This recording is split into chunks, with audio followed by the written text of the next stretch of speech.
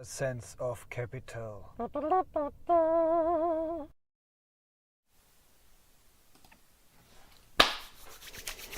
Aloha, ladies and gents. Welcome back to a new episode of A Sense of Capital Life Earnings. Your host of today, as always, is Julian, and I'm very glad to have you in. Not sure if there's somebody already in or not, but as you know, I always take it serious already just for my own destiny, for my own future as an investor, as a private investor into the stocks I'm backing live. And today we will back live in the session the Q4 2024 and the full year 2024 earnings results of the cybersecurity vendor out of the US, which is called SentinelOne. One of the smaller ones, more aggressive growing ones, and more of those in which I'm quite convinced that. Guys, but before we start talking briefly about the company and what we can expect, and I think we can expect actually that the earnings results will be live in roughly 10 minutes.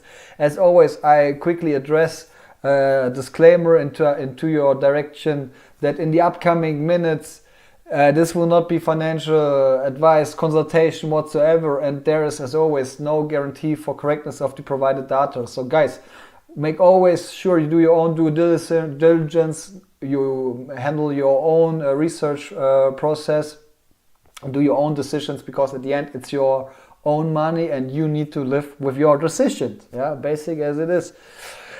Guys, again, what we cover today is the fifth of 6 companies I'm a shareholder of, and the 5th company which will release their earnings results in this earnings season. So we're coming closer to the finish line, and so far the earnings season wasn't that outstanding for me, but it was solid. I would say it was solid, and believe me or not, in terms of cybersecurity, you can see it right now, and I hope this time the voice is synchronized with the visuals, because I tried to adjust it. Not sure if I was successful. Wait, maybe I check it quickly by joining with my phone to the stream. Then I actually can simultaneously make sure that the stream is working. Okay, let me check. With the visuals, because I tried to adjust it. Not sure, I'm backing live, and today seems like still there's a delay existing. Sorry guys, I'm live, but actually there is this kind of postponement of 5 seconds, I think. However, I have a quite good gut feeling for today's call, actually, guys. And that's a lot of times not the case, especially not when we talk about SentinelOne. I mean, it's my 5th largest position, I think, with roughly 12,000 euros, or let's say 13,500 US dollars. And it's kind of a luxus, because really my favorite sector, my favorite industry I can be invested, or you can invest in, my favorite one is actually cybersecurity. I love this industry since I'm covering and being interested in single stock investments. And yeah, it's an expensive industry, as you all know, very likely. But SentinelOne, I'm not sure. I still see it very promising, very great, developing a lot of AI, but really the original OG stuff, not the ones which was just thrown into the pit because media requested it, basically. No, because really when it's mainstream, really they started this business and this AI topic very early. But however, who is actually SentinelOne? You can see here they have, as they define it at least, four different major sectors. I mean, the core business for sure is the endpoint security. Major competitor, as you know, CrowdStrike, but as well Palo Alto, for instance. They're providing competitive solutions in this regard. Then we have cloud security. Then we have identity security, like Okta, for instance, as a competitor. And we have that data and AI, so basically data processing. You can see here the Singularity. When you see Singularity, basically that means the Singularity platform. That is the platform where all the different kind of solutions and services getting connected and accessible to. Then we have this purple AI, basically, which is their generative AI approach to support or even substitute staff at companies which are cybersecurity experts, basically, and setting the focus on it. And then we have the Singularity Data Lake. So that's basically services and products in terms of data processing. Yeah. So not just cybersecurity as well. Some data processing and analysis stuff get provided by SentinelOne. Let's check out what is going on. You can see the price so far today raised by 3.5%, which is great. Yesterday as well, and before it dropped quite heavily, not just since the Trump tax, tariffs, customs, however you want to call it, thing which is going on. Already earlier it dropped quite heavily. You can see since beginning of December 2024 lost almost 30%, or let's say 30% is right, 30% of the original price. When we talk about the size, just very quickly, enterprise value, you can see it $5.4 billion US dollars.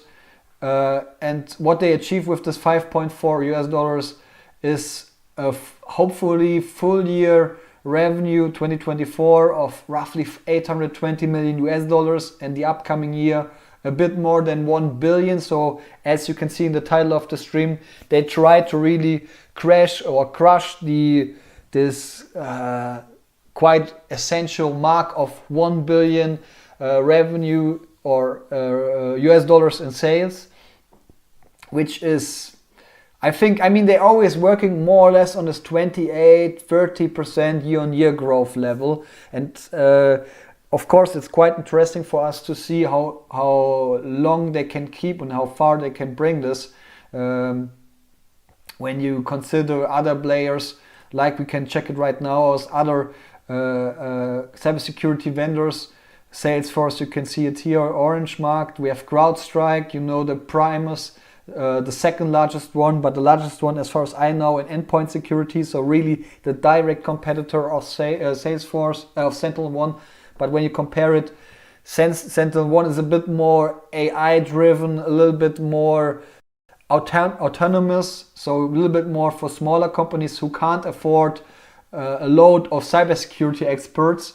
But on the other hand, it needs a little bit more computer performance, let's say it like this, you know. So it's dropping a bit in this regard. On the other hand, you have CrowdStrike, where you need this, which is a bit more expensive, you need a little bit more stuff. But in the end, I think you have still quite sufficient solutions, I guess. Then we have the largest one in the sector, Palo Alto Networks, Zscaler, others, you see Okta, CyberArk. But however, just to compare the price sales ratio very quickly, again, orange is SentinelOne, and you can see it's very, very low, especially when we talk about endpoint security solutions. And let me check this quickly. Endpoint security is growing by a CAGR currently of 15%, if I'm not mistaken, 1.5, so quite strongly.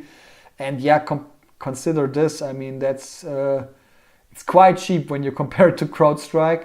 But I think when we talk about SentinelOne, it's not just about price. Okay, you can see it's already live. Results are out. As always, I'm a bit late, but before we jump in, then very quickly, just give me the chance to share with, as always, the Excel sheet I've prepared for today's call. I even improved it a bit. You will see it in a moment. But we will talk about the details in a few minutes. More important right now is earnings per share, so bottom line and revenue, top line growth. And we talk about earnings per share. I mean, forecast is $1, and I want to see a beat by actually as well 1 cent. Why? Or let's say the difference from last quarter to this quarter, 1 cent, because 1 year ago, you can see it was as well, they improved by $1, and I want that they keep at least this momentum. That's important for me. Yeah, so a small beat I would love to see. And in terms of revenue, we have it here. I mean, forecast is $222 million, and here I want to see a beat on the same level like 1 year ago. So 1 year ago, you can see they beat by roughly $4 million, and that is what I want to see here as well. And hopefully we will see some forecasts. They will deliver some forecasts for first quarter of 2025. And here as well, I want to see an improvement of roughly $12 million. Why? Again, the same forecast development we have seen 1 year ago from Q4 2023 to Q1 2024. Yeah. So, however, most important right now, $2 earnings per share, my personal target, and revenue $227 million, which is not low, but I think it's not completely unrealistic. Okay, guys, then let's jump into the results. Actually, I would love to use the shareholder letter. Seems like it's not available, so I will go with the earnings presentation, and if it's not working out well, then we will go for the earnings results document. Okay, 227 million revenue. That's the first one we want to see. Oh, a small miss. You can see what I've mentioned. Always is 28, 30% year-on-year growth, and here 29. So perfect the mid. And 2026 not that bad. Again, keep in mind 222 was the forecast. So it's a beat by 4 million. Not like 5 million like I would more highly appreciate it, but it's still very solid. Gross margin looks solid, but however, we can already start to enter it into the sheet and start with this 226. Maybe we go a bit, oh, they're getting aggressive here. We can see it on the first glance. People driving, yeah, you can see what I've mentioned already. Old legacy, McAfee, Symantec, then people-driven tech. So you need the cybersecurity experts and then tech assist people. SentinelOne with purple AI, bam, here it is. Love it, love to see it. Wait, I make it a little bit smaller. Zoom a bit out. It's a very different layout, very different one than in the past. Love to see it somehow. We need some time later on. But however, now just about revenue. Look here, I want to check out.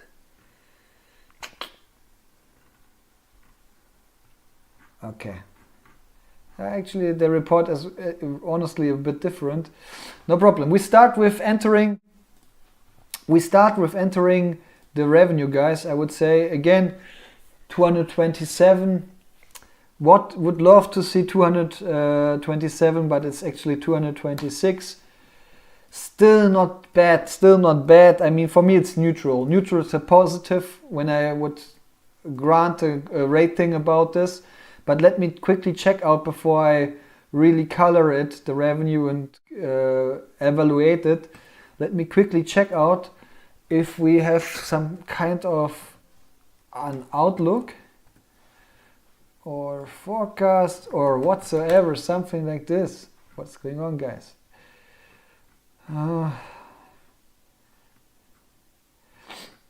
Guidance, here we got it. Okay, so the first quarter, 228 million. That is what we just focus right now. We can see full year. Yes, that already looks delicious. A bit higher than expected, I think. Even though 23% year on year doesn't sound that compelling, but it's not that bad, I think. But I need to check it on a second glance as well. However, most important right now, Q1 2025, or let's say 26, depending on which kind of perspective you have. And it's 228 million, as you can see here. So going back, I wanted to see way more actually. I wanted to see way more. You can see 234 and it's just 228.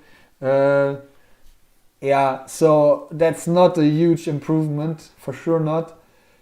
I mean, before this I would be more on the neutral to positive side, but more on the neutral. That's for me actually for sure negative. I rate it straight negative, honestly, guys, because for me more important is the future than the present. And when the forecast for Q1 is not compelling, not convincing, I weighted a little bit more heavier than the actual current revenue. Yeah, so not a good start, guys. But it is how it is. Let's check out what is going on.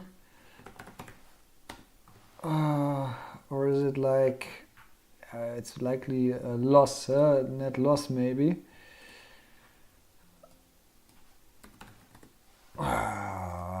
Guys, what is going on here? One moment. Maybe I need the press release.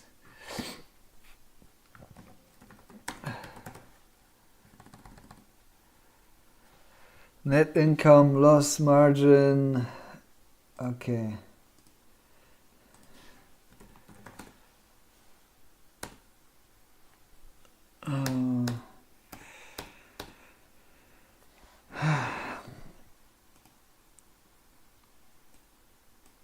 It's 12 point. I mean, we use the non-gap for SentinelOne, as you can see here.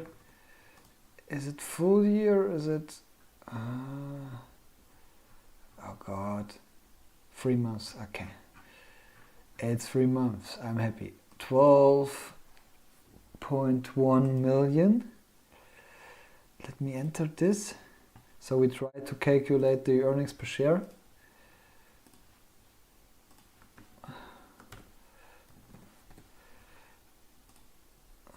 One and stock-based.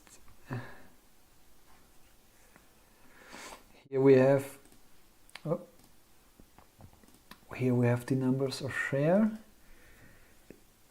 Hopefully that's the right one, but I think it looks good.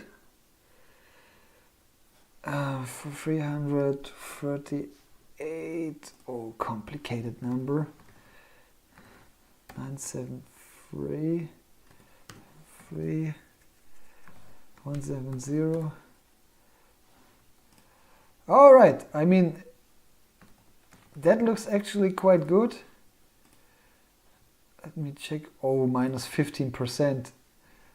Guys, good that you not listen to my gut feeling.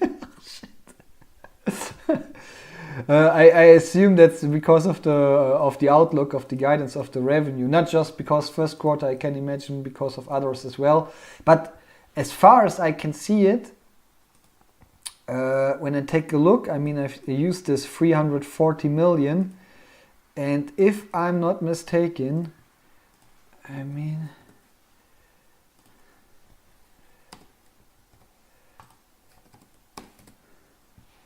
Is it like million or in thousand? I hope I'm not mistaken. In thousands, exact percentage per share and exact percentage and per share data.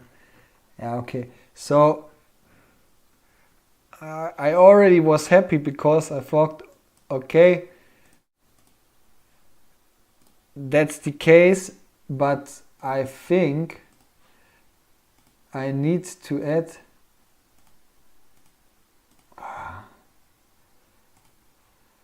I think I need to add so 3 zeros, and then it's actually 0, 0, 0, 0, 0, 0. So actually like this. If I'm not mistaken, I will double check it later on.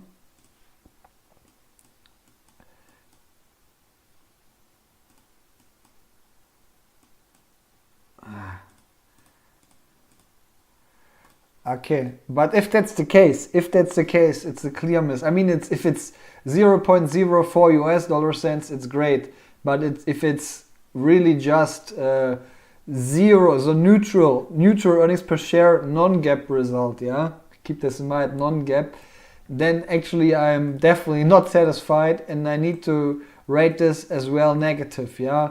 Please keep in mind, no guarantee for correctness of the provided data. I tried my best to calculate it quickly, and I hope I'm wrong, but I think it's correct to add this 3 zeros, because again it's 1000, and then earnings per share should be neutral, yeah. And actually, guys, that is not so nice, because in the end, you can see we already had a neutral, actually red, because it's 4 cents. It is 4. We have it. Hey guys, it's 4. That's good. That's good. That's good. So let's go back.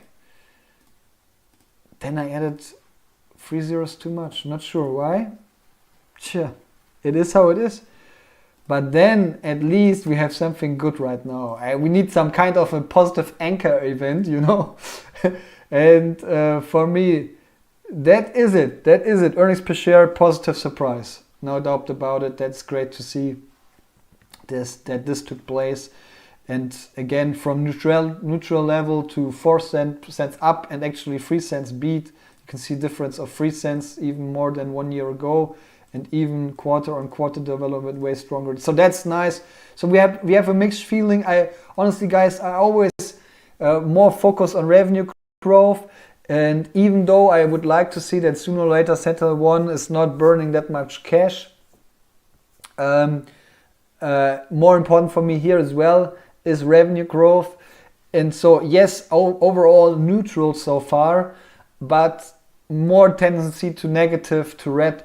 Because again, revenue, the current one, not that bad, was okay, but the outlook, the forecast for Q1, really bad actually, from my perspective. Again, you can see last year that you understand this. Last year they guided from Q4 2023 to Q1 2024 a growth of 12 million US dollars, and now it's just 6, so just 50%. And I mean, it's an absolute number. It's okay that on a relative scale the growth percentage is getting lower and lower from year to year, but on an absolute level it should definitely increase basically. Then the fact that it's decreasing 50%, I assume that's not the only reason why it's 50% down the stock. But that might be one reason, yeah, one piece of the puzzle, maybe one essential piece of the puzzle. But guys, let's go on with now dig a bit deeper into the details. And again, I hope we can find those informations, because they don't have any share letter anymore, and now I'm using the earnings release document, so hopefully it's working out. I try my best, and we will want to figure out right now the international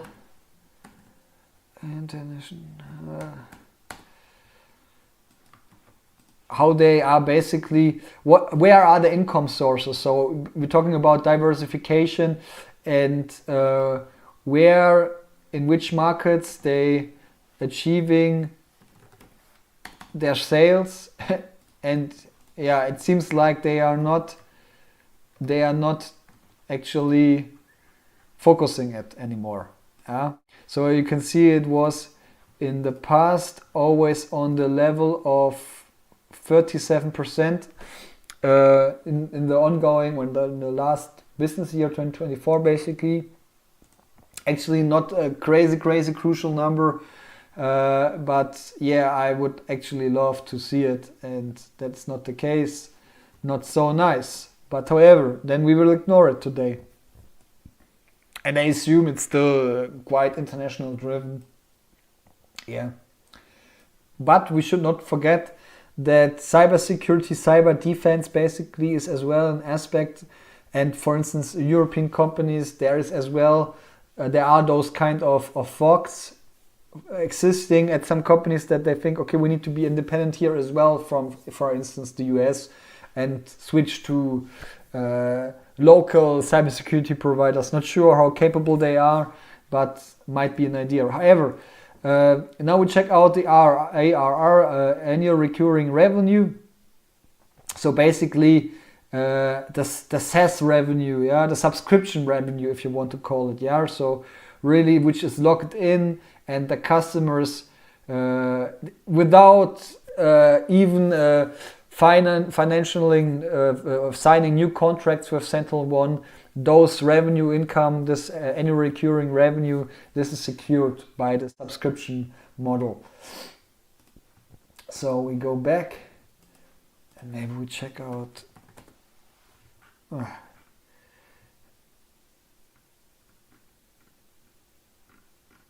go through this new.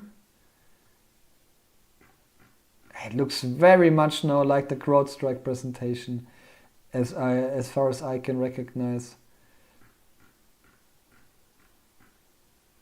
Okay, ARR, we got it here. Now we're talking about, you can see it here, 920 million US dollars. That doesn't sound so bad from my perspective on the first glance, but I was already wrong. So let's check out, and as well maybe directly the ARR customers. I hope you can.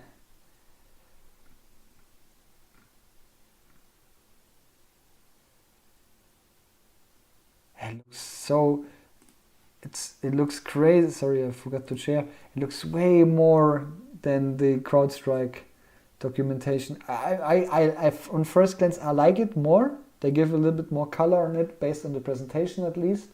But on shareholder letter, I mean, it was a lot of text.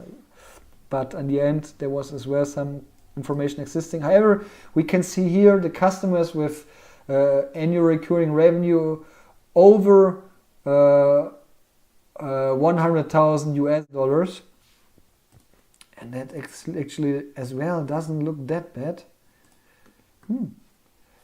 I mean, for me, I'm independent from the market, let's say like this, and if I do my own decisions, and so far, yes, forecast for next quarter doesn't look good, but everything else quite good, and at least what I can recognize. Maybe it's a chance to invest a bit more money. Let's see. Okay. However, you know how we do this, how I keep it. I always compare this quarter year-on-year growth. So basically Q4 2024 to Q4 2023 to the past quarter year-on-year growth, which means to Q3 2024 to Q3 2023. Yeah. This is what I always do, so I try to remove the seasonality and just want to see that the growth rates are more or less on the same level. So we have here, we can see that past quarter we had look guys, I mean, just going back, sorry for a little bit unstructured presentation so far, but going back to the revenue, you can see past quarter year-on-year growth was roughly 29%. Now it's 30%. So actually it's increased a bit. Good quarter at the end. Even though, again, I would love to see a bit more revenue, but just compared to those numbers, not that bad. And now when we take a look on the ARR, which is more important actually, because again, that's the subscription business, that's the business or this income source, which is very solid, very stable and reliable. And I mean, what makes this industry so special is basically that you invest in a company which has huge revenue growth, quite huge revenue growth, a very solid future, and very solid revenue income actually, even in crisis situations like war whatsoever. Cybersecurity is still essential for companies. You know, it's like security cameras in the entry of your company building. You know, if your headquarters, you can't just remove it that simply. It's important nowadays to have cybersecurity, and again, it's appealing, but to have this solid, high secured income source, sales sources, that's the ARR actually, the annual recurring revenue. And you can see that past quarter year-on-year almost 30%, now just 27%. So that is actually, I mean, yes, it's reasonable that it's getting smaller by time, but then at least it should be fine on an absolute scale. In best case, you can see it's 60 million. It's difficult, man, difficult. I think it's neutral to red, but I rate it neutral. And the 100,000 US dollars plus customers looks a bit better, as you can see. Past quarter 23.6%, so roughly 24%. Now 25% year-on-year growth. That's great to see. That's somehow accelerating actually, because you need to know that in the past their focus was more on smaller customers. Again, that was this AI, autonomous, low personal staff approach, which is overall very likely a bit cheaper to establish and to maintain for their customers, for their clients. And then they shifted more and more their focus and set this on large customers, this 100,000 plus ARR customers. And it's great that this is happening. Another reason might be that they're getting some customers because of the CrowdStrike outage, which happened, I think, in the middle of the last year. I'm not sure, June or something like this, May, June. But I assume that maybe the market expected actually that more customers from, for instance, CrowdStrike, but especially CrowdStrike, moving to SentinelOne, and they can participate stronger. And it seems like that's actually not that case. But again, year-on-year growth comparison looks good. Yeah, it's more, almost 100 customers, 100 more, 100,000 US dollar customers. And when you see this, they never reached this number in the past. So that's positive for me. That's positive. Even though market might expect more. Doesn't look that bad so far. I can just tell. Okay, let's check out what is going on with the gross margin. It's most of the time quite solid, but that's GAAP. I mean, we have already seen non-GAAP that was 79%. So now we check out what is going on with the gross margin and on GAAP level. I hope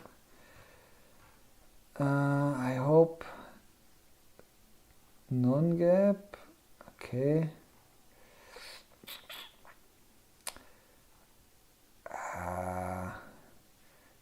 Come on, this can't be the case that they're not stating. 75%. Fourth quarter, yeah, okay, 75% we got it here. Yeah, so it stays solid. And stay solid in this regard, I think, is good, because 75% is already on a very high level. You can see actually that past quarter it improved year-on-year by 2%, now 3%. And I think now they have this kind of well-feeling, comfortable level of GAAP gross margin. Not surprising, but again, keep in mind it's already on a very high level. Actually might be even green, but I always want to see some kind of developing in the positive or even in the negative, and here it's a neutral one, so I rate it neutral. Now we take a look on the operating margin, basically, so on the operating expenses. I hope they still cover this as well in some kind of detail. Let's see if they how they manage this nowadays. Operating margin, yeah, okay.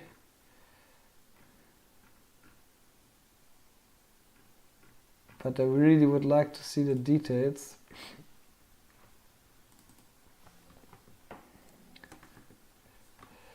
And okay, we need to try to find it manually. I don't like when, if you are a loyal viewer of the stream, you know that I don't like at all if they change what they are displaying. Okay, they're still doing it, that's great. But I really don't like that, this kind of how they present the information.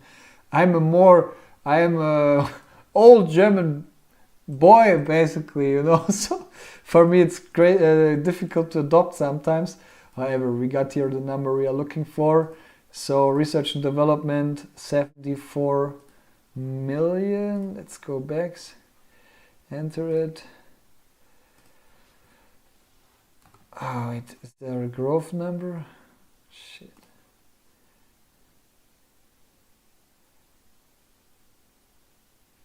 Okay, we calculate it quickly. Okay. 2 foot.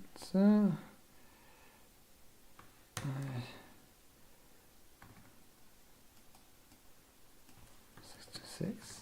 Takes a little bit more time, but will work out. Quite confident. Okay, so wait, you need to trust me. I just quickly put it into the sheet.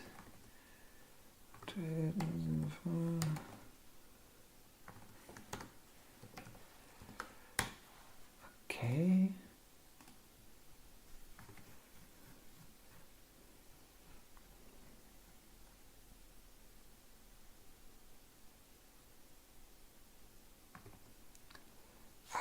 Damn, what I'm doing. Okay, guys, was done.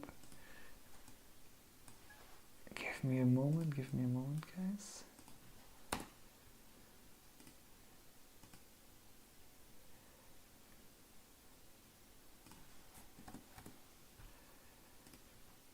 Okay, so it's getting better. Got this. Now just the G&A.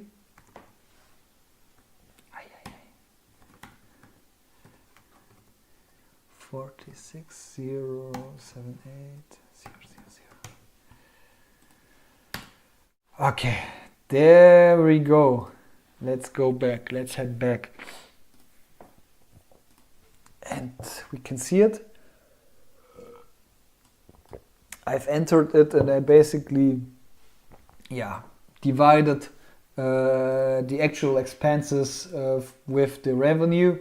And you can see we start with the best one, G&A, and actually general and administrative. There is much potential when you compare it to CrowdStrike, for instance, or to other cybersecurity vendors. The G&A level is way lower compared to the revenue, and you can see that here a huge jump took place from 25 to 20%. That is quite lovely, actually, quite lovely. You can see past quarter already -6%, now another -6.6%. Compare it to Q1 2023, it was 39%. You can see how almost harmonically it's dropping, you know. It's like, it's beautiful to see, actually, guys. And this is something, no doubt about it, I want to rate it in a positive way. Checking out what is going on with sales and marketing, so a little bit more the aggressive touch of everything, and sometimes you can see it like a bit like an investment, or on the other hand, when it's quite high, it might be an indicator for stronger getting competition, different reasons, or just the management decides to getting more aggressive, see some chance, want to take a part out of the overall market. From the potential cake, but you can see it's lower, but it's decreasing very slowly.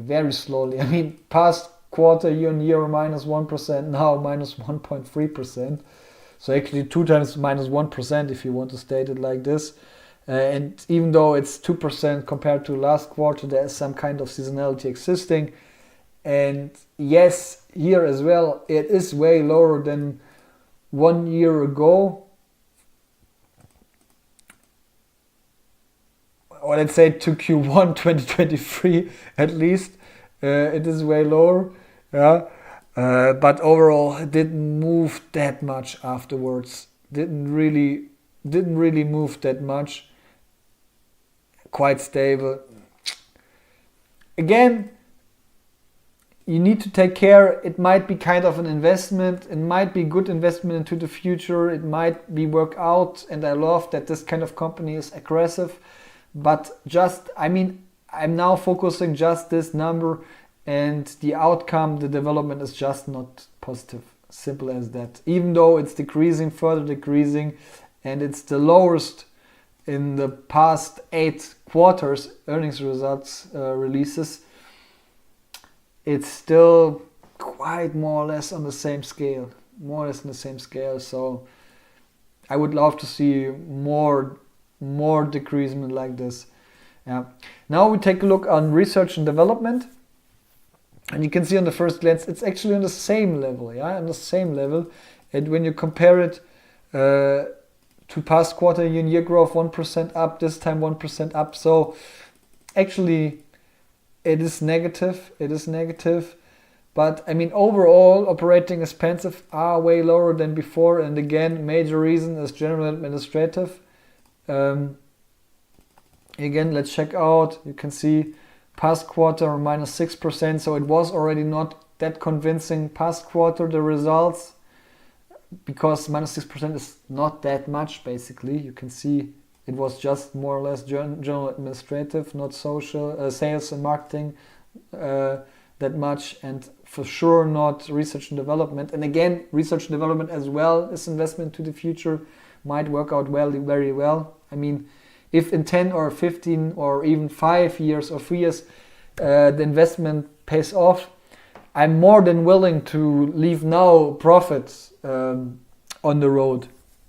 But of course it should pay off. You can see now. So not that negative, but I rate it neutral with more negative touch. Yeah, but neutral is okay, is fine. Because this G&A jump was simply very strong from my perspective. I'm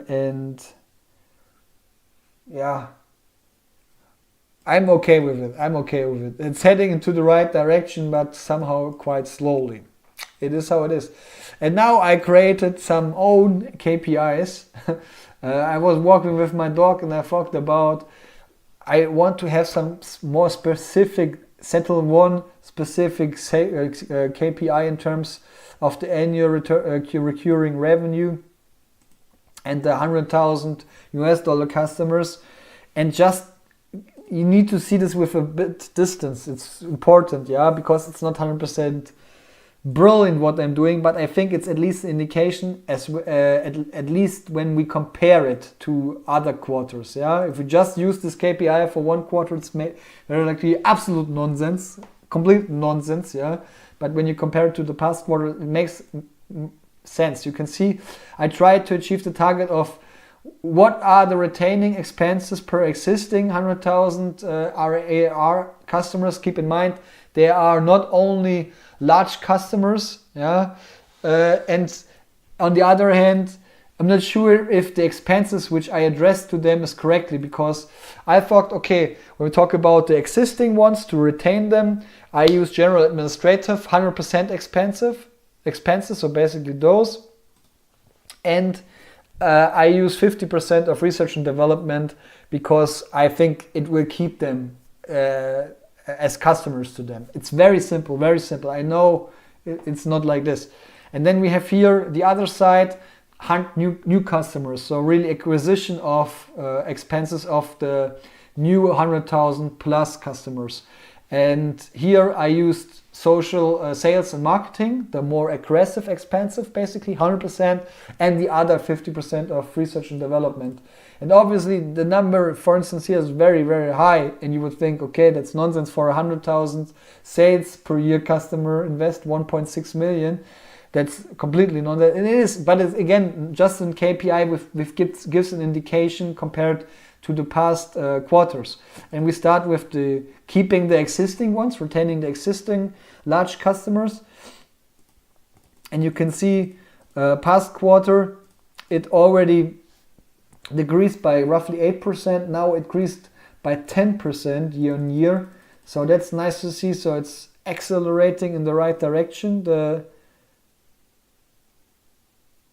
expenses, or let's say the decreasement, and yeah, that is quite lovely to see. And I mean, it's not it's solid. It's very solid. I think it's solid. I should take it like it is. I mean, and now we take a look at the acquisition of expensive per new customer. I already explained what is the background of, so take care, guys. But again, you can see actually last quarter it increased by roughly 10%, and now it decreased, which is good, by 7%. Yeah, I mean,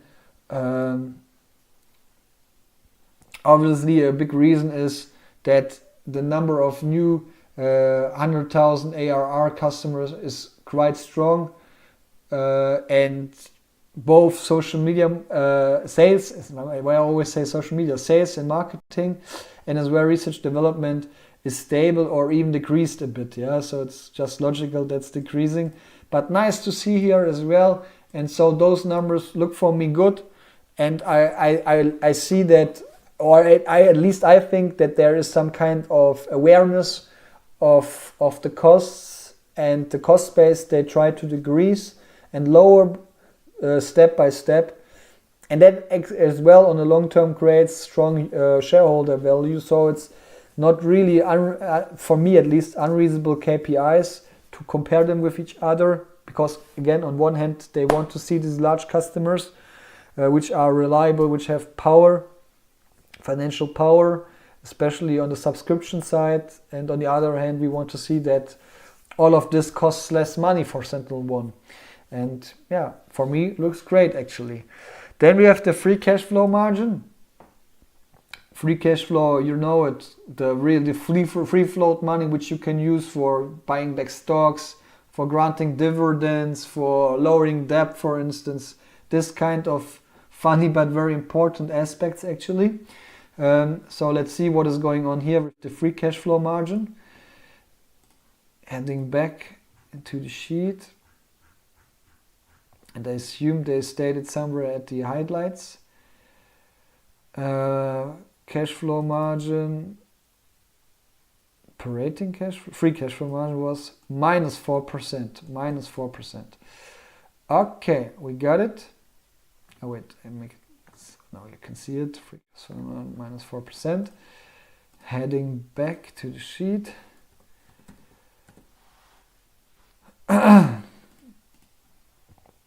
And you can see, what you can see is basically last quarter it increased by 10%, no, just 2%, yeah? So that's definitely not that strong.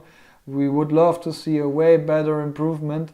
Here again you have it in numbers, and yes, again it's obviously lower, and you can see last year Q3 to Q4 it decreased by 10%. That's more or less the reason why the year-on-year growth comparison now doesn't look that crazy, but you can see still 2% minus compared to past quarter. So more or less good direction, but it was already positive in the past, as you can see. It was already better in the past in Q2. So not that compelling actually. Not that compelling. I rate it negative. I need to be strict here. A lot of times I was a bit more positive about it, or neutral even, when I was standing in between two directions of judgment. But in this case I go more for the negative one. Even though we're getting more closer to the neutral level, and the neutral level is something relevant, and free cash flow speaks for some investors the truth. It's not an unrelevant number, even though it can ignore, for instance, the stock-based compensation. Yeah, and that is what we need to consider here as well. The rule of 40, something which is actually coming out of the startup industry, of the venture capital investors, and when they sum up the revenue growth in percentage to the free cash flow margin percentage, when this results in total of 40% or more regularly in the startup industry, it means that likely it's worth to invest into a company, because then you think it's in good shape, in good balance. But you need to keep in mind that you're regularly not using the free cash flow margin, you're using the EBITDA margin. So, but I think there is not an EBITDA margin for this company, so here we use the free cash flow margin. And you need to consider stock-based compensation, share-based compensation, as far as I know, for instance, is not considered here. Yeah, so it's definitely a cleaned up version.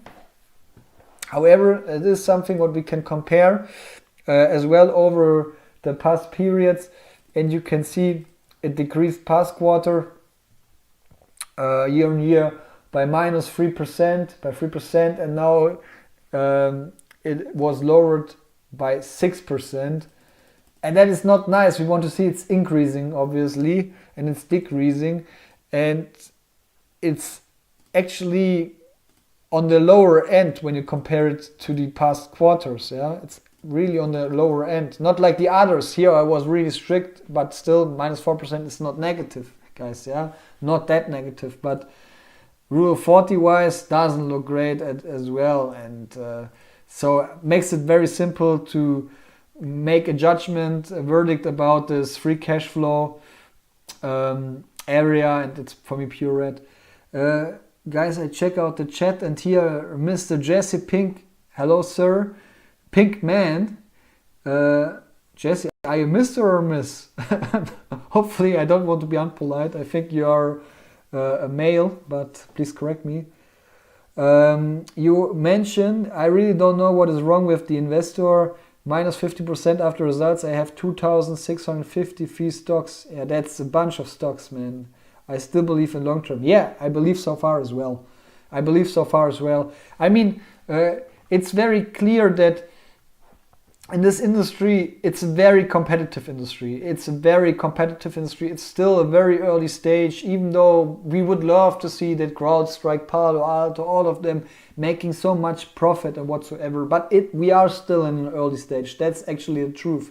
We don't know who will last there, who can stand their ground and keep the position and will exist in 10 and 20 and 30 years. Really, it's difficult to catch this topic.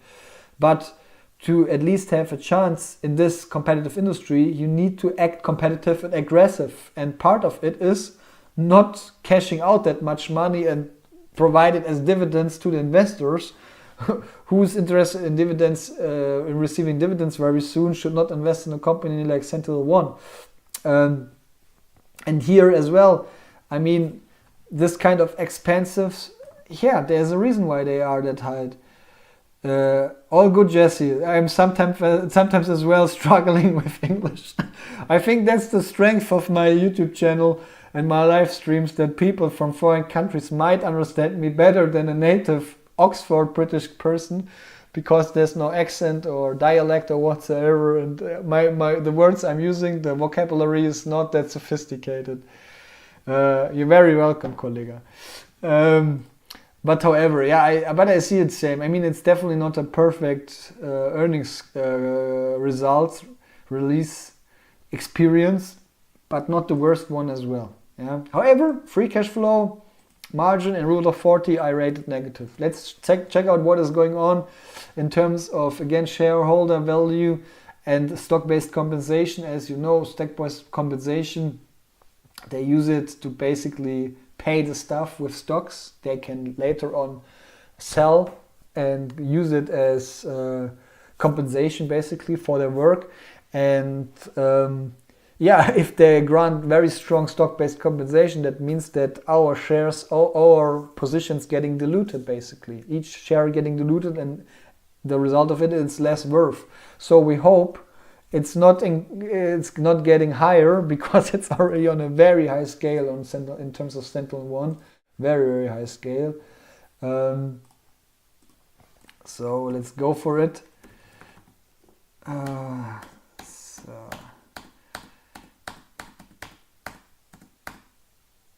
So here we got the number we are looking for, and it's 74 million. 113. Okay, so you can see it's more or less on the same level. I mean, it decreased past quarter by minus 0.2% and now it increased by 2%. Don't like to see it. Actually, you can see where it comes from, 42%, 45%. Yeah, it's quite volatile. You can see that it was up to 37%. But however, I would like to see that it's getting lower and lower, and that it's not the case. And here again, I rate it negative. Very strict, not a difficult decision for me. Now let's check out, we have the full year guidance perspective, as you can see here.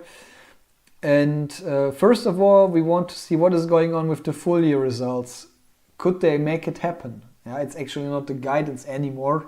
It's now the current situation of the past business year actually. But let's see if they could achieve this 880 million US dollars in revenue, and here are the full year 821.5. Total revenue increased by 32%. Not that much to complain about, honestly. And every dollar counts in this regard. It is how it is, and doesn't. I mean, that's positive. That's positive for me. I mean, they raised already the bar, I think 1 or 2 times in the 2024 business year, increased it, put it higher, the guidance, even if it was really just very teeny bits. But they achieved it. That's great to see. Then we have the gross margin, non-GAAP. They guided 79%. Let's see what they have achieved. Gross margin 79%. You can see up by 1%, but okay, so they achieved it, not a beat or something like this. But that's okay, that's for me solid. Would be not fair to rate it negative, honestly. And the operating margin as well, non-GAAP minus 4%. We go back, operating margin, we got to see here. Gaps was 1%. Full year? As fourth quarter? Fuck. Shit. Okay, we need to go back. Okay, gross margin was still 79%, but operating margin was minus 3% for the full year. So it's actually as well, they're a little bit ahead of their targets. You can see minus 3%. Great to see, great to see. So overall, positive business year. Maybe some details are not in balance or whatsoever. We check out in a moment the presentation slide deck, just very quickly, just very superficially. It's already quite late. Yes, but for me, business year looks more or less solid. Yeah, not all details are perfect, but really, I mean, when you are longer invested in SentinelOne, you know what kind of history you shared with this company, and there have been some solid hiccups. You know, I mean, just compare it to CrowdStrike, the big brother, the big competitor, basically. Yeah, the elephant in the room, and you think, okay, CrowdStrike achieves a way high absolute revenue, and then sometimes they achieve even a higher relative revenue growth. Yeah, so the percentage is even higher, even though they're growing on a higher scale than SentinelOne.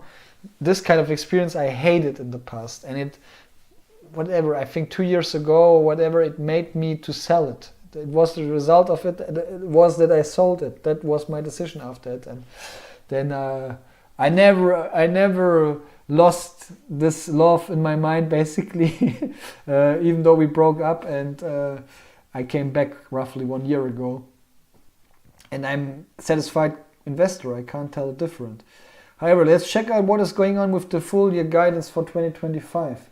You can see that those are the numbers basically this is the one I use from Seeking Alpha, so the forecasts of the analysts. Then we have the gross margin. I don't want to see it's getting lower basically, and operating margin, yeah, -4%. Let's say I at least want to see it's, look, it's developed by 1% compared to the expectation. So let's see, I want to see it's getting as well lower than, I want to see it's neutral after the year, but let's see if we can keep or achieve something like this. I think that would be already quite solid. So heading back to the guidance, financial outlook, we have it right here. And full year 107 to 112 million. 107. 1 billion actually. 1 billion.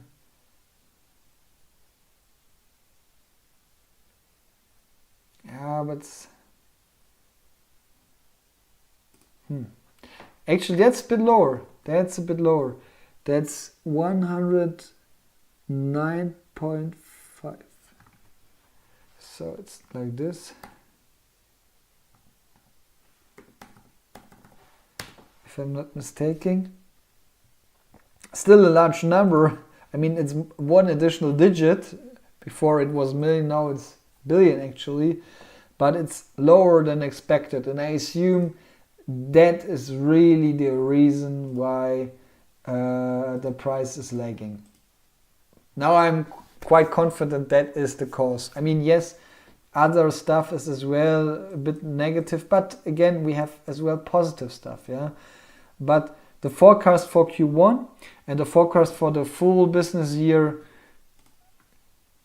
definitely seems to slow down everything in terms of the evaluation for the investors, yeah. I mean, you want to see accelerating revenue growth. And I mean, look, let's quickly check out.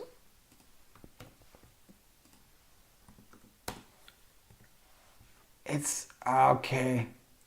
Guys, I mean, was it not displayed somehow? No, but okay, we can enter quickly the other numbers as well. We want to see 79% in gross margin. You can see, yeah, okay, it is 79%. And operating margin is positive 3.5%. So we entered this. Okay, 79, that's rock solid. So that stakes on a level. Here it's 4%. It is positive at least, so I like to see it. Let's put it in green. But guys, I mean, again, you can see it here. It's just 29% year-on-year growth. Just 29%. Let me quickly check out what was the revenue in the past year. And the growth, I mean, we had it already, I think. But let's check out. Yeah, so, yeah, we had it already. It was 32.4%. 32.4%, yes. Jesse, I'm not sure. Wait, you can see it. Jesse, I'm not sure if you are still in the call, but as far as I can make a judgment about it, yeah, just my opinion again, take care. But that's the 200% more or less sure about this. I mean, as long as I can be sure, I'm very, very sure that that's the reason. I mean, a year-on-year revenue growth this year, 32%. Next year, 23%.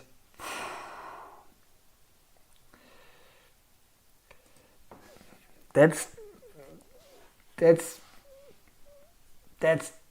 bad. That's bad.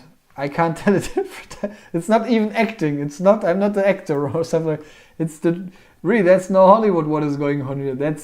I think that's really bad, because as well, when I talk about my valuation comparison sheet, you know, this one here, right? I can show it to you. What I always share with you through the community function on YouTube and as well on Instagram. Here you can follow if you like on Instagram. As you can see here, A Sense of Capital. But Here's the valuation sheet for end of the past month, basically, so it's not 100% up to date. But a big aspect here is the sales growth experience, and I use 28% for 2025, 2026 year-on-year growth, estimated year-on-year growth, and now it's for 2025 just 23%. Who knows what will be in 2026? Maybe it's re-accelerating, but that's bad. That will have as well, for all analysts I assume, but for me as well, it will have very strict, directly addressed negative impact on the valuation of the stock. And before, after the drop of the past days and 2 weeks maybe, I think it was on a level of 1. It was quite fairly priced, especially compared to other cybersecurity companies and to a company with this solid income stream. But I assume when I now calculate it, it will be more like 0.6, 0.5, I'm not sure. Not that cheap anymore. Actually, not that cheap anymore. Still cheap, but not that cheap anymore. I have the hope that because you can see how efficient they go with the G&A, and the large customers are coming in, which are very likely quite profitable ones, with good margins. And you can see the expenses level when we talk about retaining expenses per existing large customer and acquisition expensive per new large customer. It looks good. I know it's my own KPI, but again, I think it somehow makes at least a bit sense. I have the hope they're getting more and more efficient in the future. But and I mean, when you would look now and make a mix out of it, it would be neutral. But honestly, guys, it's for me straight red, just because of the revenue guidance, which is most defining, and very likely. I mean, look, if it would be, just want to check what would be. Even with the forecasts of the analysts on Seeking Alpha, it would be just 25% year-on-year growth.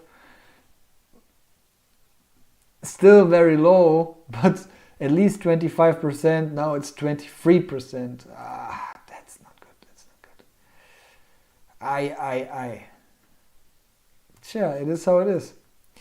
That was not that good finish in terms of the fundamental evaluation. I'll quickly give my final verdict, and then we will head soon, but on a really short time frame, we will head through the presentation slide deck and see if there's something interesting. Very likely always something interesting. However, I mean, again, bottom line, very positive. Good beat, very good beat actually. Actually something what you, again, I will share the history. A lot of times they're missing it. They are not this crazy earnings machine, let's say it like this. But it's nice to see that they established this, and maybe they can keep it and readjust the guidance. Let's see. Yeah, but bottom line, very strong for sure. Then we have top line, so revenue growth, straight negative because of the Q1 earnings forecast. This results not that bad, actually would be neutral, but future, I guess, again, from my perspective, more important than the presence, and the forecast is 50%. The increasement difference Q1 2025 to Q4 2024 is 50% too low, actually, from my perspective. Yeah, so it's negative, but overall, let's say positive to negative, because I think revenue is more relevant. Then we have the ARR customers, very important, actually, very important numbers. And from my perspective, that is neutral to positive.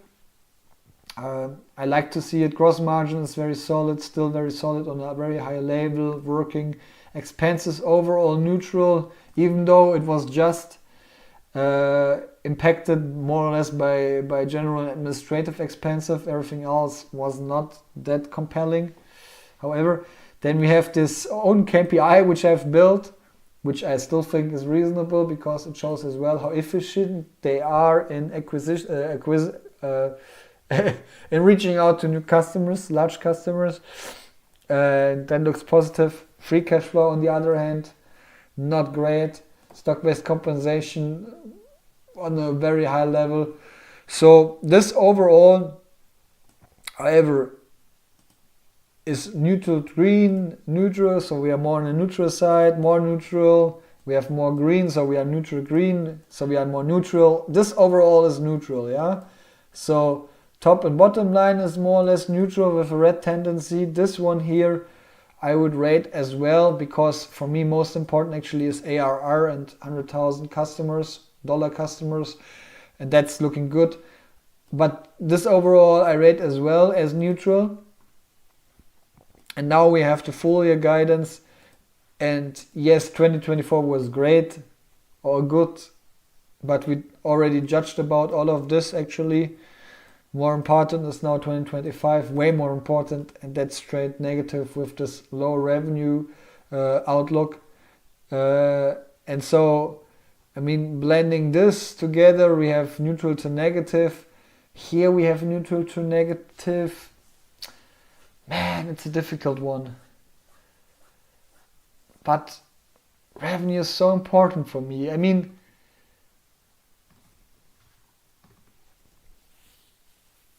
yeah.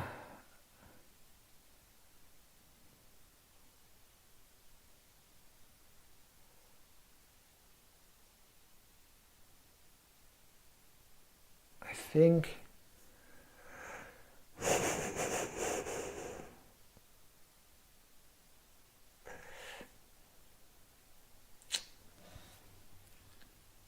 look, right, it depends on what your focus is. My focus again is more on revenue growth, and it's just the current results. And the stock is already quite cheap.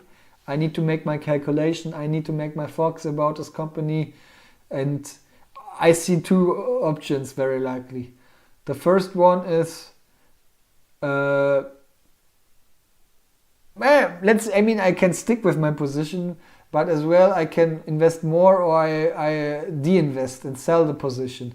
I assume the result is something like, depending on the results of the valuation calculation, but I can imagine that I keep the position as it is or even invest a bit more.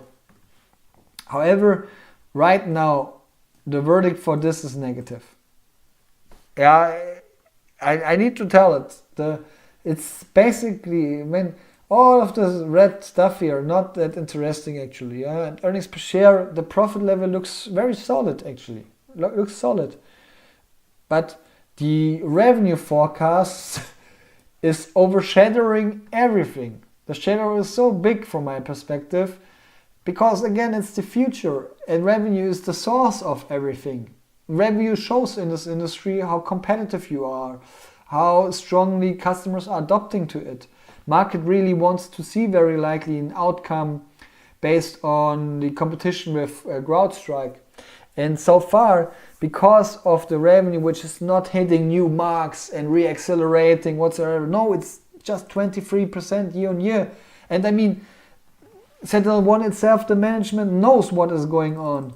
Yeah, they knows what is going on, and if they would have the feeling that they get more traction to customers, especially customers of competitors, again, for instance from CrowdStrike, and they decide now I will move to SentinelOne because I think the solutions are better, or I don't trust CrowdStrike anymore. What it seems it's not really the case.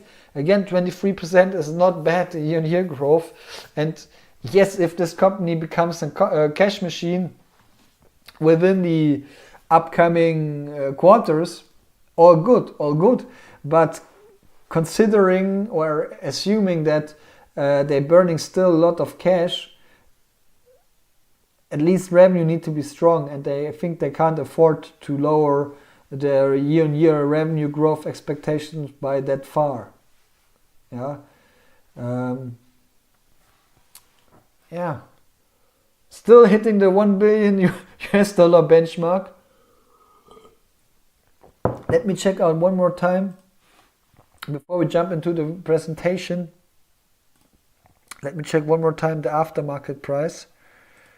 I can completely understand this minus 15%. A lot of times I can't understand it, how the market's price is moving. But again, in this case, it is very likely based on the revenue forecast, I assume at least, because again, that's okay. Not crazy, but that's okay. A lot of details are okay, but revenue forecast is a bit dirty. But however, I still can imagine, because it is cheap compared to competitors. Yes, and CrowdStrike might grow more. I'm not sure if you can see it here. Total return, dividends, valuation, growth, revenue growth, CrowdStrike. Okay, I'm not sure what are the updated numbers for CrowdStrike, but we have here 34%. Okay, you can see forward. So the next year, the ongoing year, basically, if I'm correctly, 24%, and SentinelOne is now on 23%. So again, we have the same situation like 2 years ago when I was first-time investor of SentinelOne. That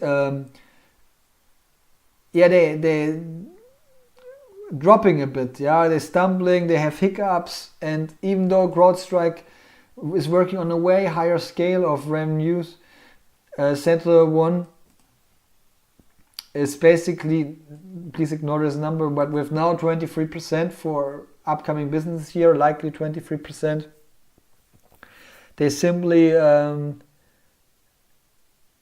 missing a bit the target of getting aggressive and being the better solution, or offering the better solution and getting more and more market share and ripping it away from the competitors. It doesn't seem like it. It doesn't seem like it, but however, somehow I'm a bit emotional about SentinelOne. Alphen and SentinelOne, I'm a bit emotional. You should never be emotional about an investment, that's the truth. But I still have the feeling that I see the potential. I see this kind of solutions, and it's hard for me to judge about it. I sometimes read Reddit about it, or some analysis about how to work with their solutions compared to other solutions. Definitely difficult for me to catch it. Yeah, I need to trust. And trusting is difficult, but I still see potential. And again, yes, they're growing on the same growth level, but on a lower sales level in overall, which is bad. But again, compare the price to sales ratio, even if it's not the only ratio or only KPI which is important, but compare it. There is already some kind of downside priced in for SentinelOne, and either it's just priced in for SentinelOne, or on the other hand, the other truth is that CrowdStrike and Palo Alto Networks and other companies just receive a too strong bonus from my perspective. Yeah, this is how I see it actually. Not sure what was the.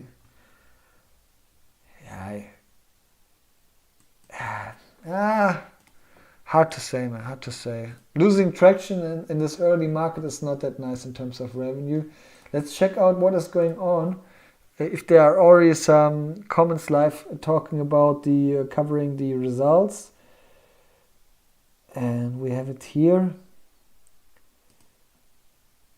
Let's see how the market reacts. Awful guidance, even if they send back. Agreed. Yes. Yeah, guidance. Nothing new. The gift that keeps on giving if you are short. This is not a business, it's an employee enrichment scheme. Yeah, when you see 33% stock-based compensation, might be the case. Let's see what Szymanski answering. Finally got the winner after all the many losses. Hopefully it reduced the overall bigger red. What are the characteristics of this third versus the great ones like? On all other big wins that go up, crushed. Software is the best, easy sector just by good ones. When they dip, it's easy to tell. I do with.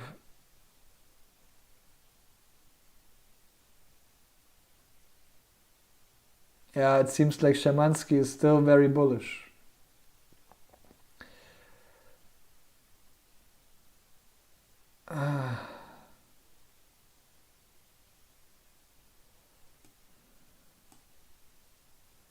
Gap profitability at the profit at the is a disaster.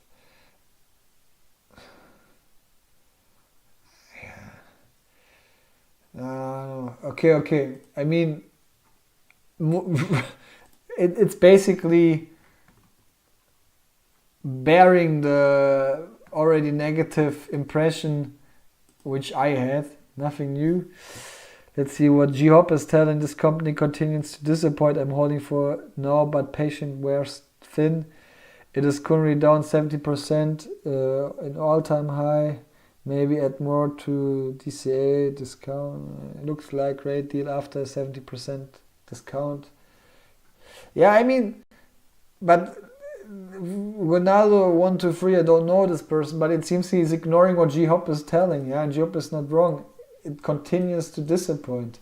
And a lot of times in the past, SentinelOne looked already like a steal, then it surprised in a positive way, and then again it disappointed. Yeah, and what makes it this time a bit special from my perspective is that the full year guidance is that bad. Not just one quarter result or whatsoever, or the forecast for the next quarter. It's really the full year revenue guidance doesn't look compelling. Yeah?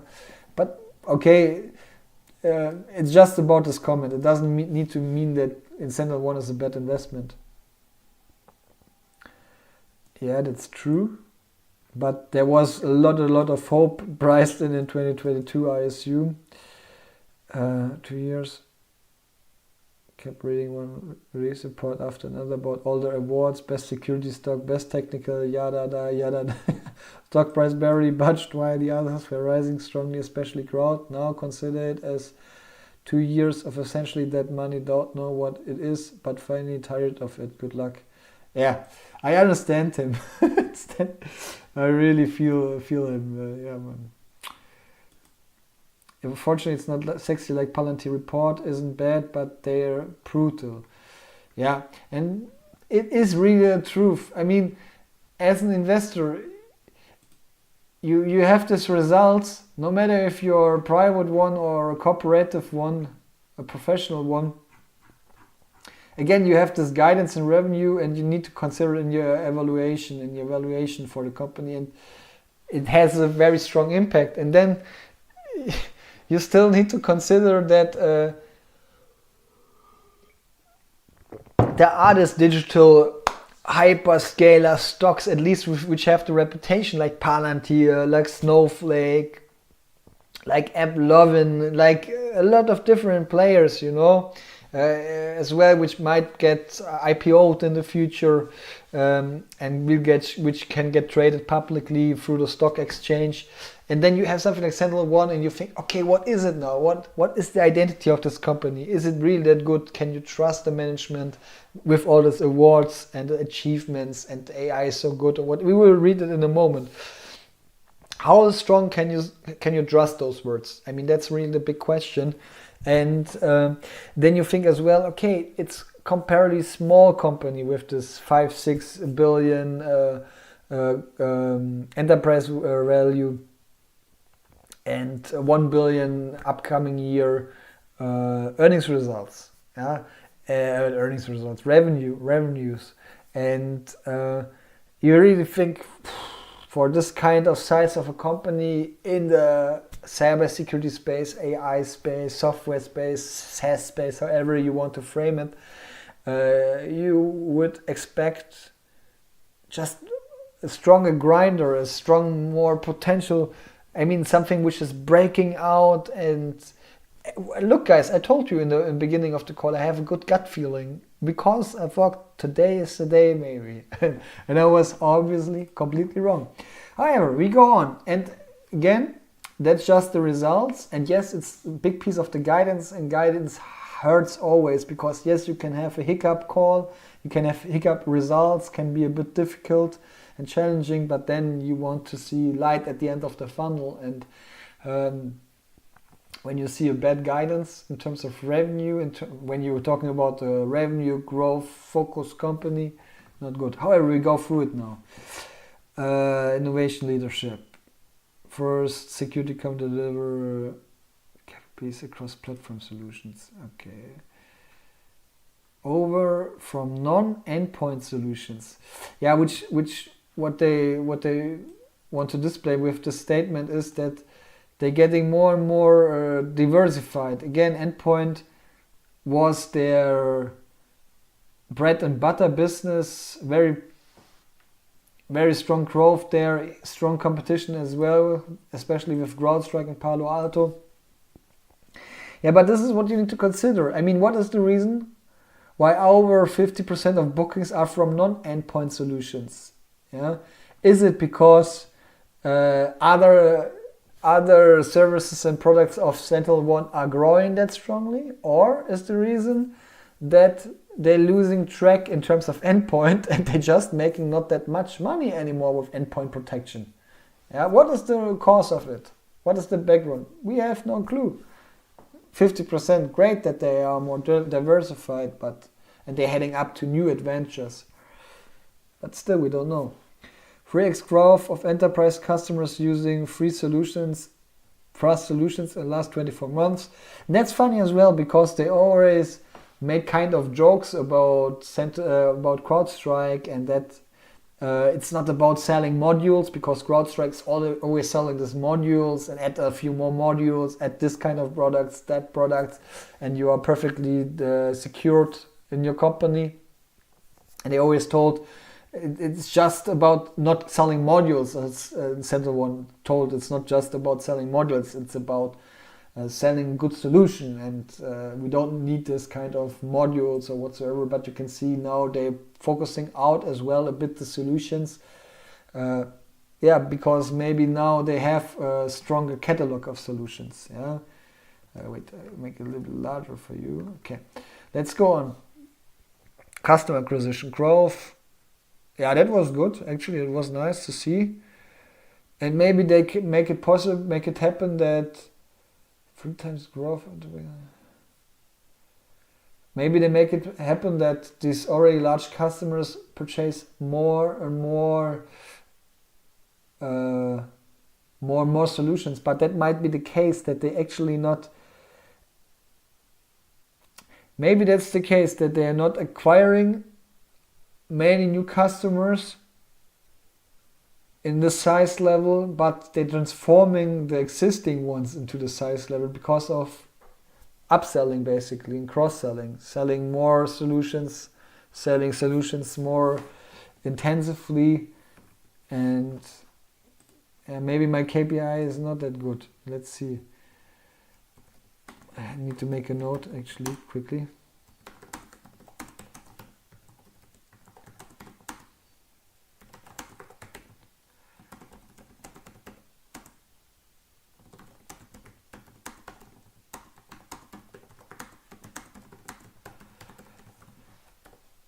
I mean, in general, it's not bad that is the case, that they have more 100,000 ARR customers.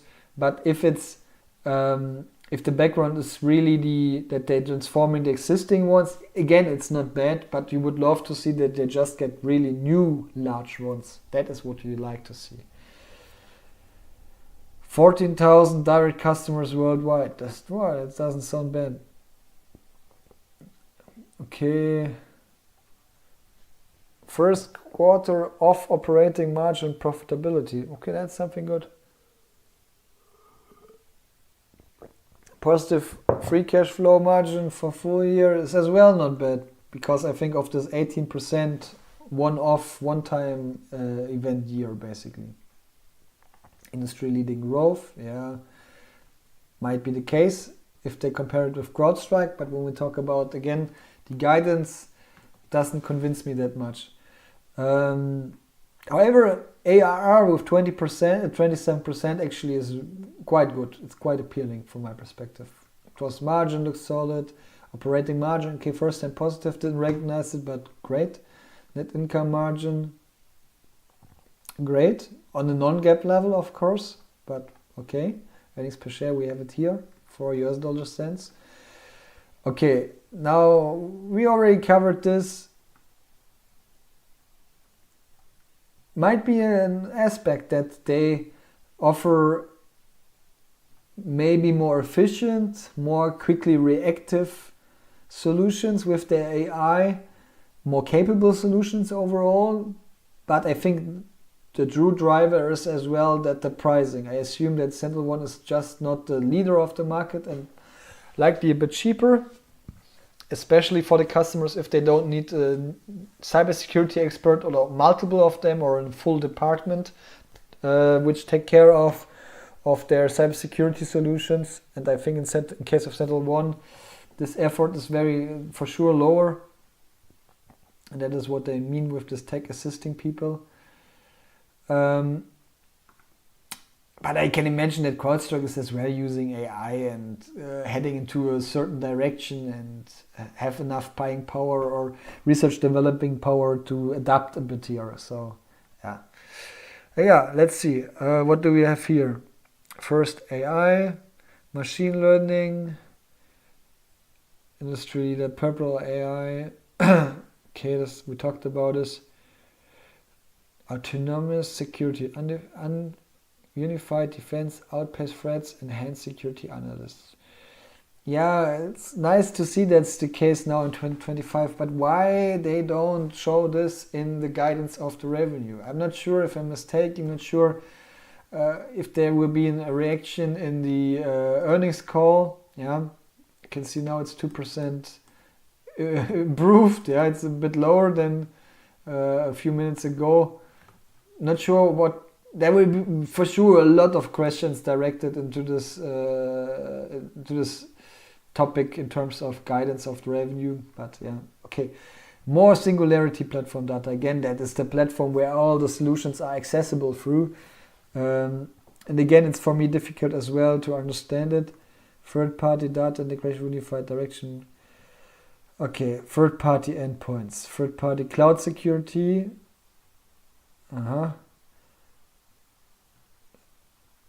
Is it? Oh God, is it? Might be complicated, and I'm just too dumb. But they show here number one in this cloud security, a leader in endpoint protection.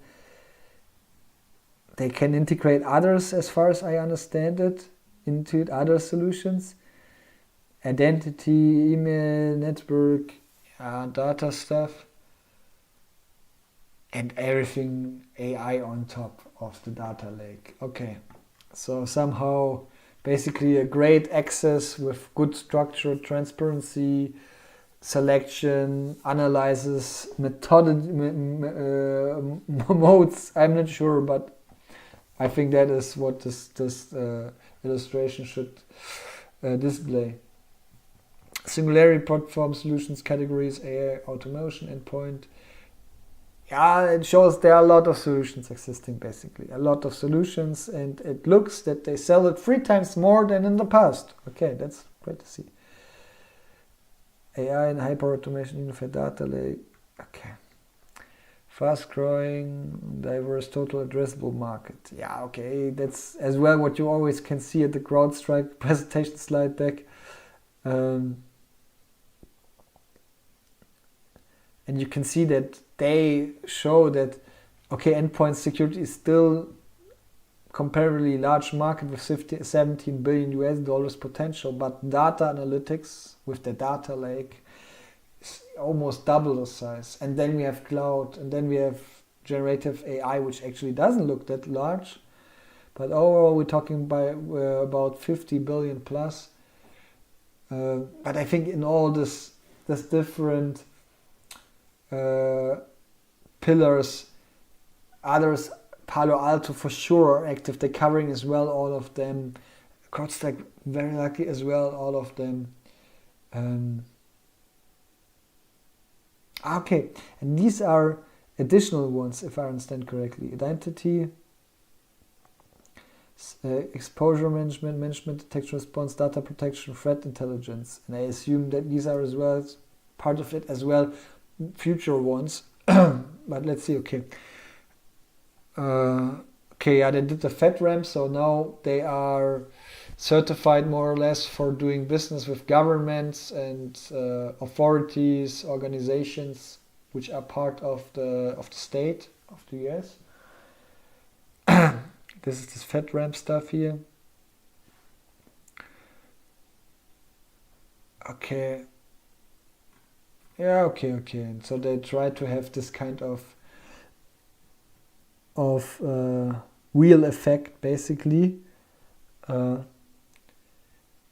they have a plan. That's good.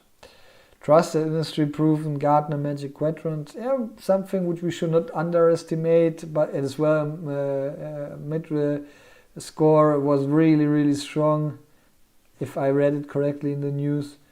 Yeah, you can see here this FedRAMP certification, which they have achieved. Lowest number of alerts. You can't see CrowdStrike here. Top participating endpoint security marketing leaders. Not sure if CrowdStrike didn't participate, or if it's that bad, or it's too good that it was removed. But I can't see it here. But it's so obvious, maybe they really didn't participate. But okay, that looks good on the first glance. What do we have here? Yeah, the Gartner Magic Quadrant, basically, for cloud native applications, actually. Okay. Yeah, okay, I've seen already. And you can see here SentinelOne is as well in the most positive quadrant. Great to see that cloud is working well. I mean, this Magic Quadrant is as well existing for endpoint protection solutions. And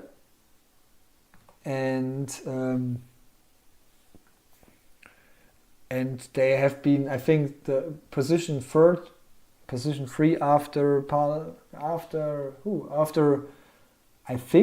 CrowdStrike and after Microsoft, if I'm not mistaken, in terms of endpoint protection. If I'm not mistaken. Daniel Bauer is asking in the chat, in your opinion, is it better to hold or to sell right now? Yeah, that's an easy question. No, I mean, that's the question of all questions. Really hard to say. I mean, again, it's just my opinion. I assume I will hold it. But I can tell you, on the other hand, I'm running a bit out of money. And as if you know it, that I'm leveraging. So with that money, basically, with liabilities, I use this money to invest in stocks. And I need to make sure that in the current period, I'm not running out of money. That would be not that nice, And I mean, now I have 6 stocks I'm invested in. Gambling.com is the new company, which actually I will guide with live earnings next week. And it's as well a US company. It has the bang, which I'm missing a bit at CrowdStrike. And again, I'm running out of money, and it might be an option to get this 12,000 euros out of SentinelOne and just have a bit backup, a little bit more liquidity on the side. Might be, for me personal, might make sense. But on the other hand, again, I simply really, my favorite industry is cybersecurity. It is somehow the case. I'm not sure why. I don't even understand all of this.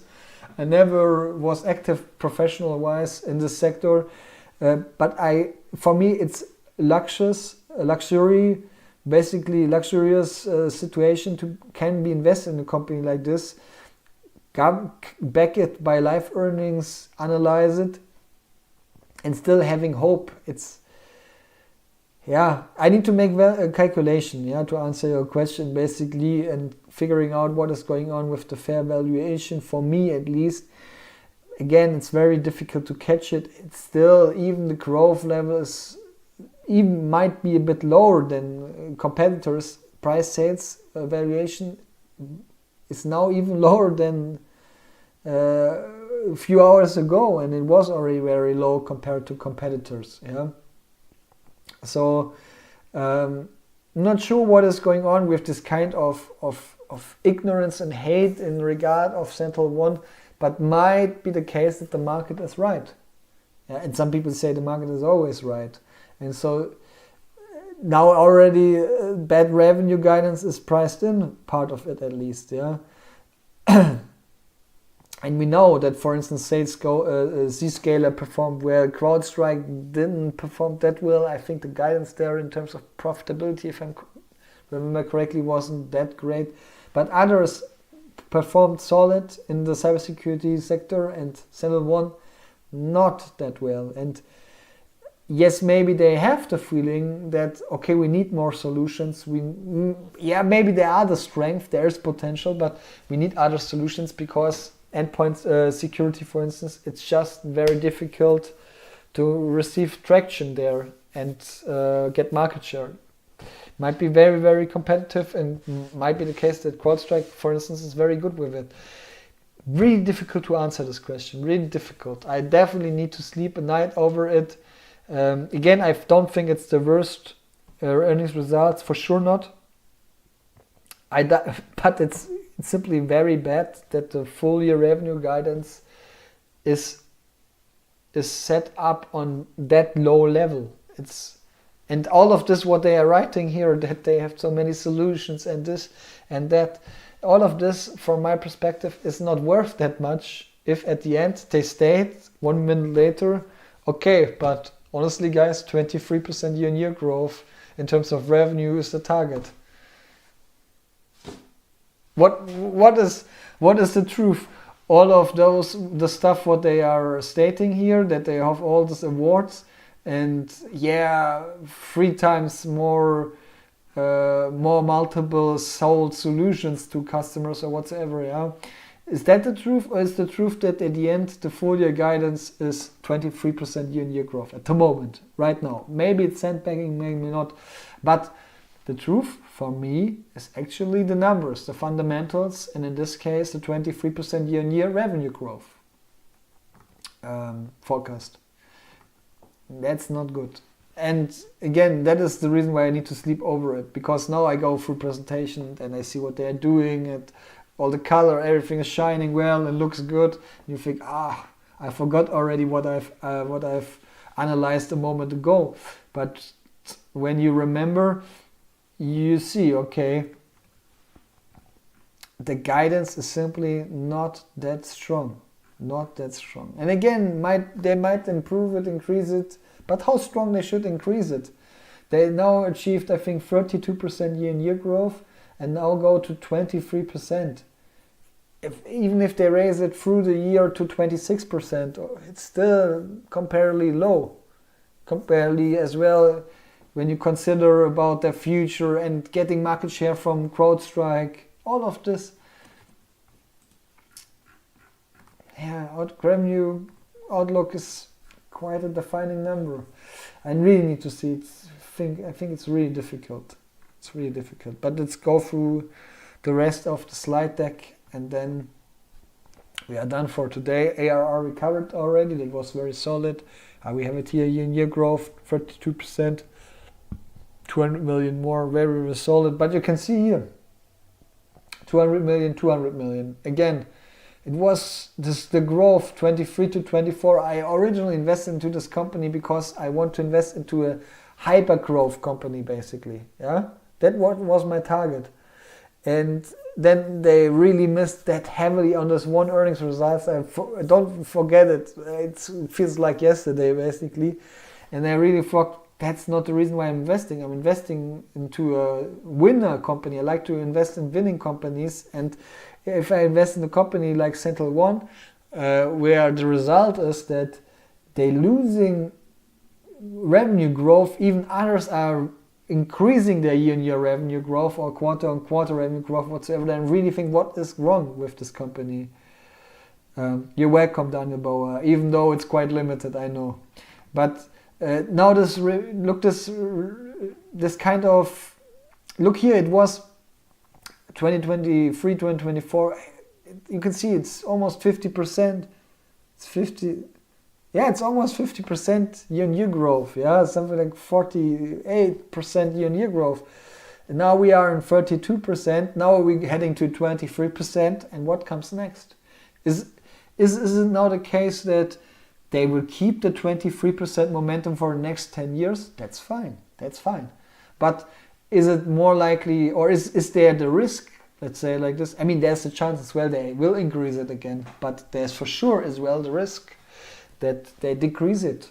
Yeah, and again, 40 something percent, 30 something percent, 20 something percent, maybe the year after 18, 19% or just 20% is a risk.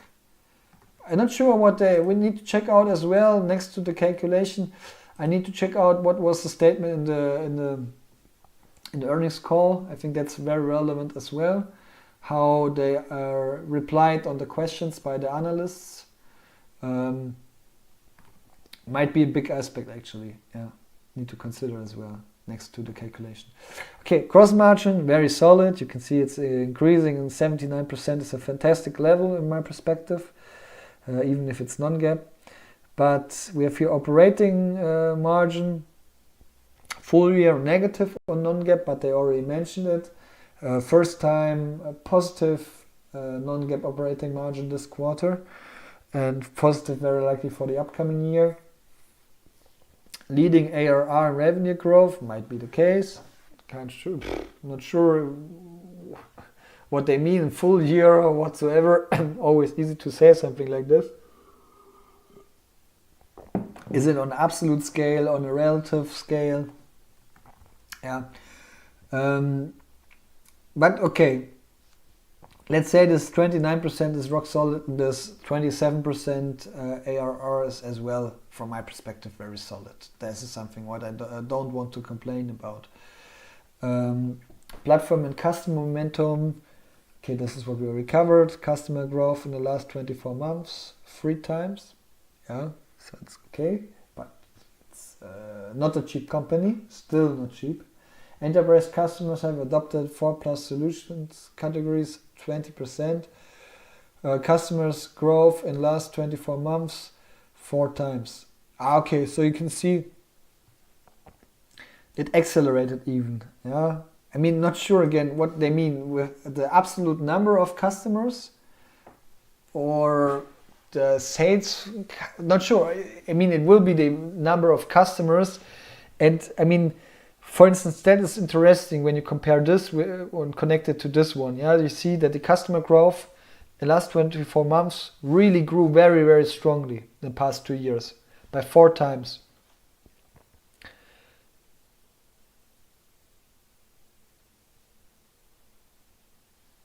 What does it mean actually? Customer growth in the last 24 months, customer growth in the last 24 months. What do I miss? Here it's 3 times and here it's 4 times. So sure. I'm missing something. I don't understand this aspect. I'm not sure if they did a mistake or I did a mistake with this 3 times and 4 times.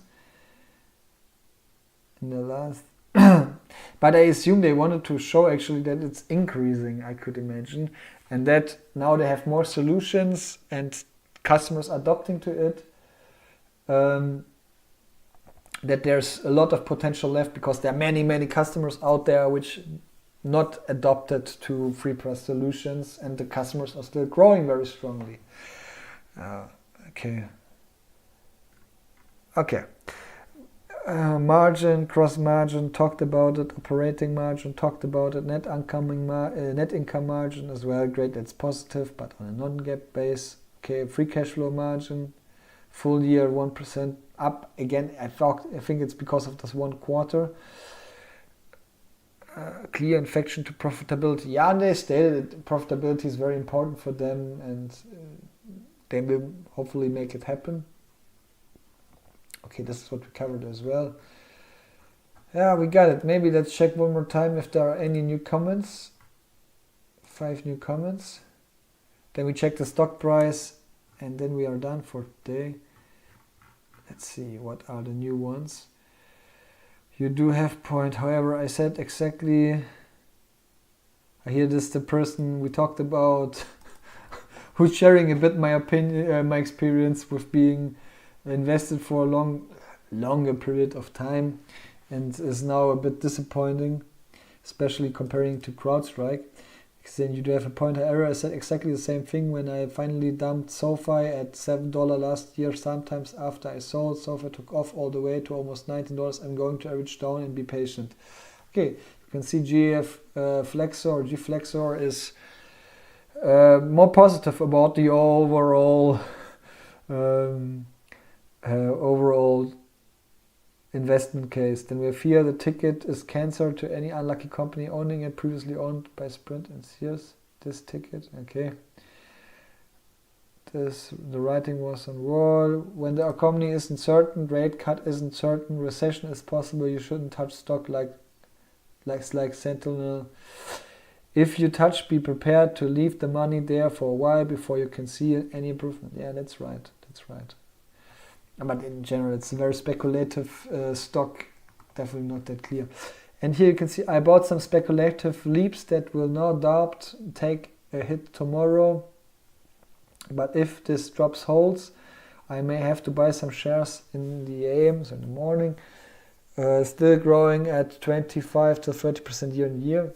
Not sure, I think it's 23% as they mentioned. Or do I miss something? On the cusp of profitability and trading at only 6 times sales versus CrowdStrike 22 times sales. 17% hit to share price seems like an overreaction. Yeah, okay.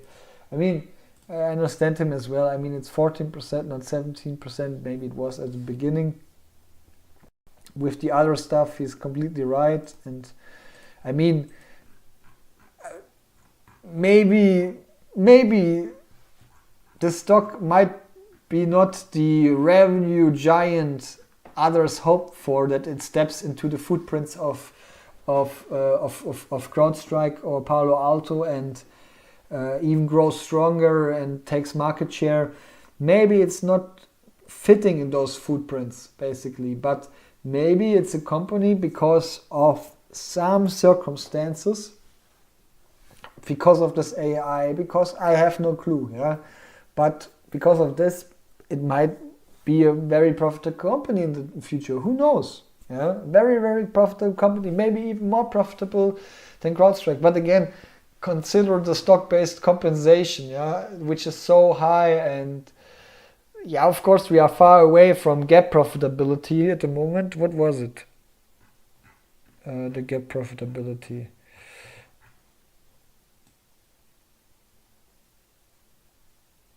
Was it here? Okay, it's in the full year high. Well, let's check out here. Okay, so net income 31%. 31%. That's the truth. Speculating, talking about a potential very profitable company, but on the gap level, for sure, yes, way lower than this. But you can see if it goes on with this speed level in 3 years, maybe gap neutral. When it goes on with the speed, cash flow, free cash flow. Okay, we have a solid chance that it might be really a positive first year. I mean, this year was positive as well, but because of this awkward quarter. But yeah, I can see that this is positive. Operating margin, gap, way too negative, very likely not positive next year. You can see as well the speed, how it's improving, but non-gap, okay, at least.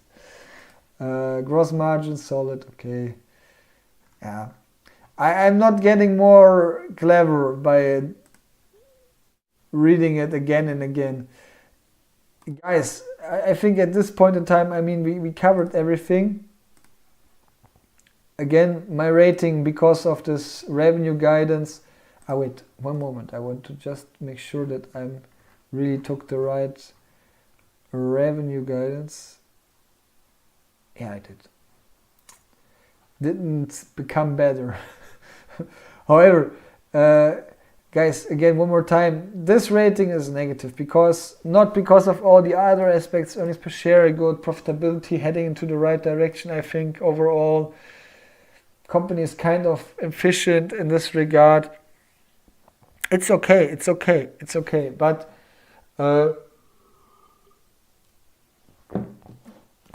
this revenue guidance. What is going on with this revenue guidance? Crazy. I need to definitely check out the earnings call by the management and see what they are mentioning. But overall, negative rating, a negative verdict, with a neutral touch at least, and with some positive vibes, more or less only driven by the revenue guidance. But yeah, it's a huge impact factor for me at least. The feedback by the market, the first reaction by the users of Seeking Alpha is mixed.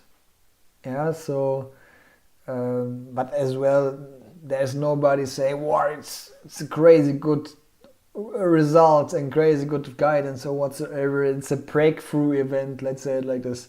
That is what you don't read there at all. Yeah, that should you not forget. And a lot of times you see some negative and sometimes even this, but you don't see this crazy positive stuff in the comment section at Seeking Alpha, and that already speaks an own language in my perspective. Yes, but it's the case, and it's luckily not the last one for this earnings season, because we will finalize it with gambling.com, as you can see here. My new stock, my what is it? 5th favorite stock, so it's more favorite than Alphen actually, and I see potential for Alphen coming actually. Yeah, it might be a turnaround story, maybe not. But however, gambling, we will cover it on 20th of March. I think something lunchtime, not that late. It's before market opening, not after market opening, market closing in the US.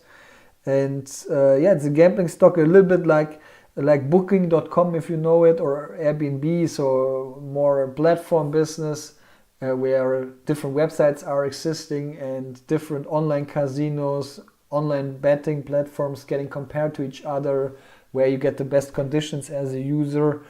Might be interesting for those of you who are interested in the sector, or for those of you who are new to it and looking for a new opportunity to maybe even lose money. It's up to you. But yeah, definitely something which I will cover next Thursday, so 20th of March.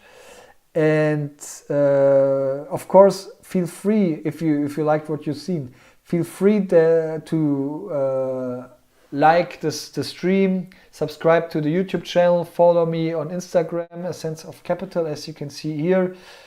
And that's it for today, guys. Keep your heads up, stay healthy, take care of yourself, take care of your liquidity, that you're not running out of financial resources in the day's time, with a lot of volatility and a lot of stuff which you can consider or not consider or just ignore. Sometimes I'm not sure if it's better to consider news or not consider it. Actually, I'm more of the type of not considering this kind of stuff and stay healthy and in good mental shape because of this, I think. Let's see what I will do with SentinelOne, if I will sell it, if I purchase new shares, or if I just keep it. I will definitely inform you through social media, through Instagram and through my YouTube community section. And guys, thank you very much for joining. Jesse Pinkman and Daniel Bauer, especially to you guys. Thank you very much for being active in the chat. That's always a great experience. Yeah, and I hope you join next week, Thursday, on the gambling.com live earnings stream. And if not then, hopefully latest in the Q1 2025 earnings season, which will very likely start again with Alphen. Yeah? So, but I will keep you updated. All the best. Take care of yourself. Make sure you do your own due diligence, your own decisions. It's your own money and your own destiny at the end, or your own. You need to live with the decision, let's say it like this. But however, most important, take care of yourself and stay healthy. And see you next time. A sense of capital.